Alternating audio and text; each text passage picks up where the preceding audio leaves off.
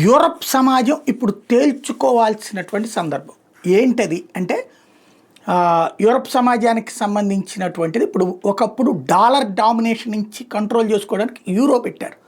ఆ తర్వాత మళ్ళీ యూరప్ సమాజం అమెరికా మీద డిపెండ్ అవ్వాల్సి వచ్చింది. ఇప్పుడు అమెరికా ఏం చేస్తుంది, యూరప్ సమాజంలో తయారయ్యే వస్తువులు ఏవైతే ఉంటాయో వాటికేమో అమెరికాలో పన్నేస్తారట.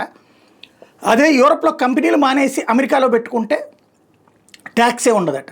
దీంతో ఏమవుతుంది, అప్పుడు యూరప్ దేశాల్లో ఒక దేశం నుంచి ఇంకో దేశానికి ఈజీగా పోవచ్చు. యూరప్కి ఇప్పుడు సొంత సైన్యం లేదు. యూరప్ దేశాల్లో ఒకళ్ళకొకళ్ళు నాకొద్దు, నా దేశ ప్రజల కోసం నేను పనిచేస్తానంటే కుదరదు. EU నిర్ణయం ప్రకారమే తీసుకోవాలి. EU నిర్ణయం ఎవరి ప్రకారం తీసుకుంటారు? అమెరికా అధ్యక్షుడు ఎట్లా కావాలంటే అట్లా. అమెరికా ప్రయోజనాల కోసం యూరప్ పనిచేస్తుంది, యూరప్ ప్రయోజనాల కోసం అమెరికా పనిచేయదు. అది అత్యంత ప్రమాదకరమైనటువంటి. యూరప్లో ఉన్నటువంటి ప్రజలు అక్కడ ఈ చొరబాటుదారులు శరణార్థుల పేరుతో ఉంటే వాళ్ళని ఉంచాలని చెప్తుంది అమెరికా.